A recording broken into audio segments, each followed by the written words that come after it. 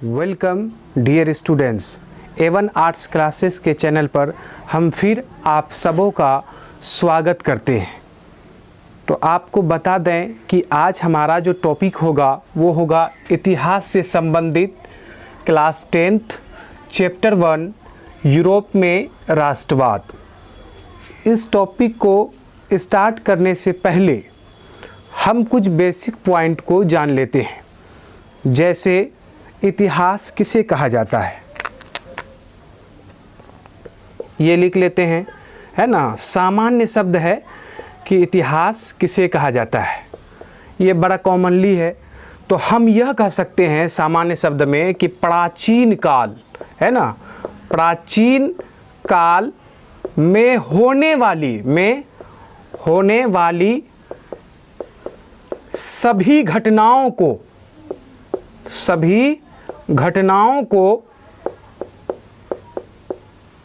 को हम वर्तमान काल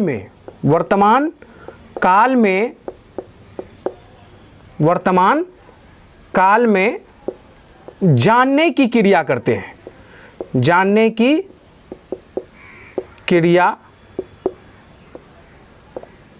हैं, उसे इतिहास कहते हैं, है ना।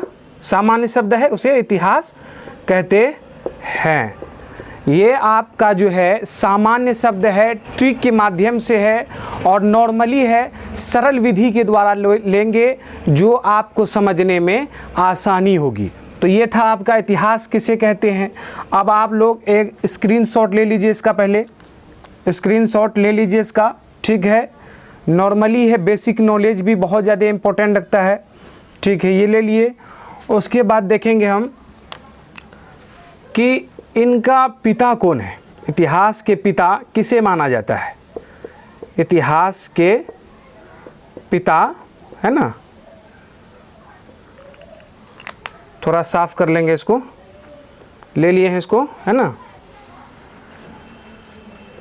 चलिए, इतिहास के पिता किसे कहा जाता है। तो इतिहास के जो पिता हैं आपके वो हो गए हेरोडेटस। हेरोडेटस को जो है इतिहास का पिता कहा जाता है। बताया जाता है कि कुछ इतिहासकारों का मानना है, या कुछ बड़े बड़े पुरातत्वविद कहते हैं, या कुछ बड़े बड़े अर्थशास्त्रियों का मानना है कि इतिहास शब्द की उत्पत्ति जो है वो ग्रीक शब्द के हिस्ट्री से हुआ, और इसका शाब्दिक अर्थ होता है बुनने की क्रिया। यानी हम यह भी कह सकते हैं कि प्राचीन काल में लोगों को सिर्फ यह ज्ञान था कि वह किसी काम को सामान्य रूप से कर सकते थे, उनको संक्षिप्त रूप में करने के लिए उन्हें पूर्ण रूप से नॉलेज नहीं था। तो ये देख सकते हैं हम कि इतिहास के बारे में जान गए कि प्राचीन काल यानी पिछले ज़माने में जितनी भी घटनाएं घटित हुई है उनको हम इतिहास के माध्यम से जानने की क्रिया करते हैं। फॉर एग्जाम्पल में आप ये भी जान लें कि क्या क्या भाई घटना घटी है, आखिर कौन सी घटना जो है प्राचीन काल में घटने की क्रिया हुई है। एग्जाम्पल देख लेते हैं एक बार, जैसे 13 अप्रैल 1919 ईस्वी को, है ना, जालियांवाला बाग हत्याकांड। जालियांवाला बाग हत्याकांड ये इतिहास की सबसे प्रमुख घटनाओं में से एक घटना मानी जाती है, जो पूरे भारतीय इतिहास को झकझोर करके रख दिया था, सबसे ज़्यादा इम्पोर्टेंट है। तो आप तो समझ चुके होंगे कि प्राचीन काल की सभी घटनाओं जिनका संबंध मनुष्य से हो उन्हें हम अतीत के माध्यम से जानने की क्रिया कर सकते हैं। तो आप देख लिए एग्जाम्पल में, जैसे 13 अप्रैल 1919 को जालियांवाला बाग हत्याकांड, ये देख चुके हैं। इतिहास का डिफिनेशन हो गया, ये सरल शब्दों में लेंगे जिसे आप आसानी से समझने की क्रिया करेंगे। चलिए अब इनके भागों के बारे में जान लेते हैं कि इनके कितने भाग हैं, इनको कितने पार्ट्स में डिवाइड किया गया है।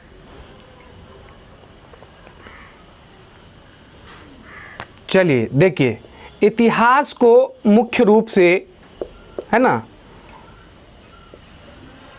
3 भागों में बांटा गया है। सबसे पहला भाग जो होगा वो प्राचीन होगा, दूसरा जो होगा वो मध्यकालीन होगा, और तीसरा जो होगा वो आपका आधुनिक होगा, है ना। चलिए, प्राचीन को हम इंग्लिश में एंशिएंट कहते हैं, उसके बाद मध्यकालीन को मेडाइवल हिस्ट्री बोली जाती है, मेडाइवल हिस्ट्री बोली जाती है, उसके बाद आधुनिक को मॉडर्न हिस्ट्री। ठीक है, जान लिए। इतिहास को 3 भागों में बांटा गया है, प्राचीन, मध्यकालीन इतिहास, आधुनिक इतिहास। शॉर्ट फॉर्म दिए हैं जो नॉर्मली आप आसानी से समझ सकते हैं। प्राचीन को एंशिएंट कहा जाता है, मध्यकालीन इतिहास को मेडाइवल हिस्ट्री, आधुनिक इतिहास को मॉडर्न हिस्ट्री का नाम दिया गया है। अच्छा, आपको ये बतला दें कि इतिहास के जो ये 3 भाग हैं, 10 क्लास में सामान्य रूप से आप इनके भागों के बारे में नॉर्मली जानिए, कुछ ही जानिए, और आपको फुल एक्सप्लेनेशन जो है, आगे का जो प्रोसेस है, संक्षिप्त रूप में जो है आने वाले क्लास में आपको बतलाई जाएगी, क्लास 11th 12th में। तो नॉर्मली आपको जानना था कि इतिहास को कितने भागों में बांटा गया है, किसे कहते हैं, इनके जन्मदाता कौन है, कहाँ से इसकी उत्पत्ति हुई, उन सभी चीज़ों के बारे में हम यहाँ बतला चुके हैं। इसे 3 भागों में बांटा गया है, देख लिए हैं। एक बार आप लोग इसका स्क्रीनशॉट ले लीजिए। चलिए, ले लिए, आगे बढ़ते हैं।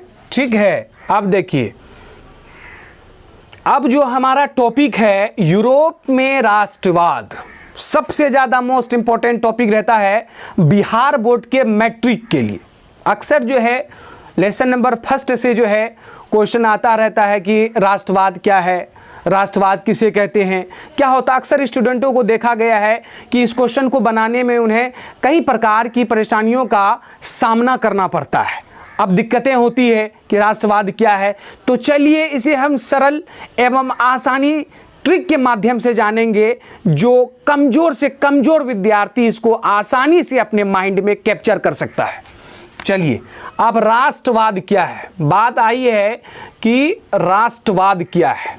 देखिए, सामान्य शब्द के माध्यम से ही हमारे चैनल के द्वारा आप लोगों को बतलाया जाएगा। राष्ट्रवाद एक ऐसी भावना है, एक ऐसी भावना है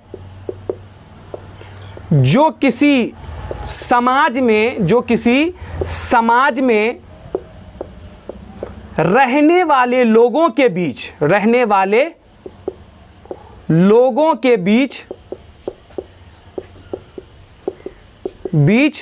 एकता की वाहक बनती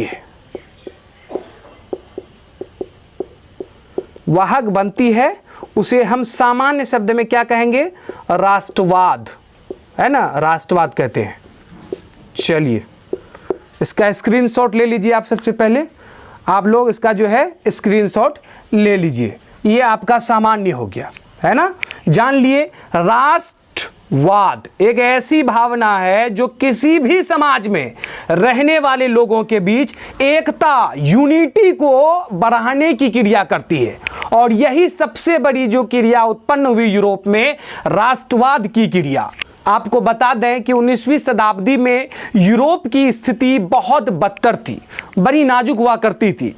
जो पूर्ण रूप से विकास होना चाहिए वो विकास वहां नहीं होने के कारण जो है लोगों में एकता की वाहक नहीं थी, असमानता की भावना को बढ़ाया जा रहा था।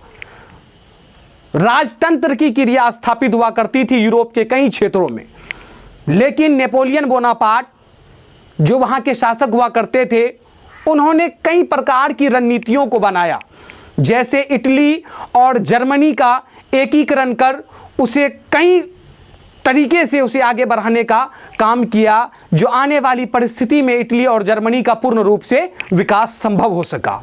तो राष्ट्रवाद की जो भावना है वो धीरे धीरे यूरोप के कई क्षेत्रों में फैलने का काम किया, लेकिन सबसे पहला जो राष्ट्रवाद की भावना का उदय हुआ था वो कहां से हुआ था, वो आपका फ्रांस से हुआ था। आपको बता दें कि सबसे पहला राष्ट्रवाद की भावना का उदय फ्रांस से ही आरंभ हुआ था। फ्रांस में सन 1789 ईस्वी में फ्रांस से इस प्रकार की प्रक्रिया का उदय हुआ फ्रांस में राष्ट्रवाद की भावना का मुख्य कारण क्या था कि वहां का शासक निरंकुश शासक हुआ करता था, जो वहां की जनता पर कई प्रकार की परेशानियों को ढालने का काम करता था। लेकिन फ्रांस की जनता ने यह ठान लिया कि अब कुछ हो जाए, अब आर या पार, अब कुछ हो जाए, अब एक सिंपल साधारण का काम करना है कि फ्रांस से राजतंत्र को उखाड़ कर फेंकना है और वहां प्रजातंत्र की नींव को स्थापित करना है। तो अब आप क्या कहिएगा कि राष्ट्रवाद की भावना का जो उदय हुआ है, मुख्य रूप से सबसे पहला उदय जो हुआ है वो फ्रांस से हुआ है। सन 1789 ईस्वी में हुआ। वहां होने के बाद जो है धीरे धीरे यूरोप के कई क्षेत्रों में फैलने का काम किया गया और उसके बाद जो है लोगों में राष्ट्रवाद की भावना का, चेतना का उदय हुआ। लोग तत्पर हो गए अपने राष्ट्र के प्रति, अपने एकता के प्रति जो है तत्पर हो चुके थे कि नहीं, उस चीज को हमको हासिल करना है। तो फ्रांस की जनता ने राजतंत्र को फ्रांस से उखाड़ फेंका और वहां प्रजातंत्र, है ना, और वहां प्रजातंत्र की क्रिया को स्थापित रखा, जिससे वहां लोगों का पूर्ण रूप से विकास हुआ और वहां किसी भी प्रकार की समस्या नहीं रही। धीरे धीरे यूरोप के कई क्षेत्रों में भी इस प्रकार की क्रियाओं का जन्म हुआ, राष्ट्रवाद की क्रियाओं का जन्म हुआ। जन्म होने के बाद जो है यूरोप के कई क्षेत्रों से राजतंत्र की क्रिया को समाप्त किया गया और प्रजातंत्र की नींव की स्थापना की गई। हमारा मुख्य उद्देश्य यह था कि यूरोप में राष्ट्रवाद का डिफिनेशन आपको बतला चुके हैं। सामान्य शब्दों में सबसे पहला राष्ट्रवाद का जो उदय हुआ था वो फ्रांस से आरंभ हुआ था। फ्रांस में राजतंत्र की क्रिया स्थापित हुआ करती थी। वहाँ की जनता जो है बदहाल थी, वहाँ की जनता पे मुख्य रूप से अत्याचार किया जाता था। वहाँ की जनता पर अत्याचार के साथ साथ कई प्रकार की गतिविधियों को किया जाता था जिनसे उनका पूर्ण रूप से विकास नहीं हो सका। लेकिन जनता अब ठहरने वाली नहीं थी। अब उन लोगों की धारणा बन चुकी थी कि फ्रांस में वैसे जनप्रतिनिधि को स्थापित करना है जो आने वाले भविष्य में फ्रांस को विकास की प्रगति पर कायम करे। तो इस प्रकार की क्रिया को हम राष्ट्रवाद का नाम देते हैं कि राष्ट्र के प्रति अपने आप को समर्पण करना।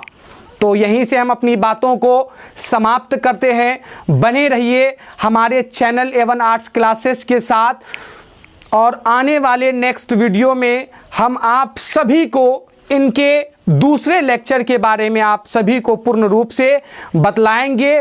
प्लीज़ हमारे चैनल को सब्सक्राइब कीजिए, लाइक कीजिए और अपने दोस्तों में शेयर कीजिए ताकि उन्हें भी कला संकाय से पूर्ण रूप से लाभ मिले, कला संकाय को लेकर के चिंतित ना रहे, भविष्य में इस सब्जेक्ट के माध्यम से आने वाली किसी भी बाधाओं को दूर करने का काम कर सके। ठीक है, मिलते हैं नेक्स्ट वीडियो में।